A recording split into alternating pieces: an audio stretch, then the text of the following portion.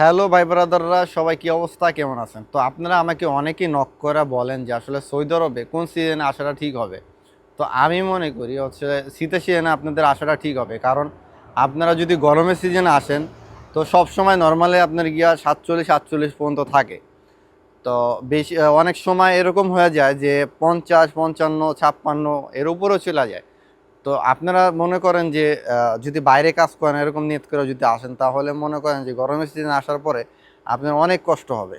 আর আপনি যদি শীতের সিজনে আসেন তাহলে দেখা যায় যে যখন শীত থাকবে তখন আপনারা নর্মালে কাজ করতে পারবেন আবহাওয়ার সাথে। তো আস্তে আস্তে যখন গরমটা বাড়বে তো আপনার শরীরের সাথে এটা সয়ে যাইব। হ্যাঁ, তো ওই সময়তে মনে করেন আস্তে আস্তে কাজ করতে করতে যখন আস্তে আস্তে গরমটা একভাবে বাড়বো না, আস্তে আস্তে বাড়বো, তো তখন হচ্ছে কি আপনি শরীরের সাথে সোয়ায় ফেলতে পারবেন। আর যদি আপনি গরমের ভিতরে আসেন তাহলে ভাই এটা আপনার জন্য খুবই মনে করেন যে কষ্ট। হ্যাঁ, আর নতুন অবস্থা আসার পরে মানুষের অনেক ধরনের কষ্ট হয়, বাসা কাছার থেকে শুরু করে অনেক ধরনের কষ্ট। তো আপনারা মনে করেন যে একদিকে তো ছাড় পাইবেন, তাই না? তো আমি মনে করি আসলে সিজনটায় আসা ঠিক হবে।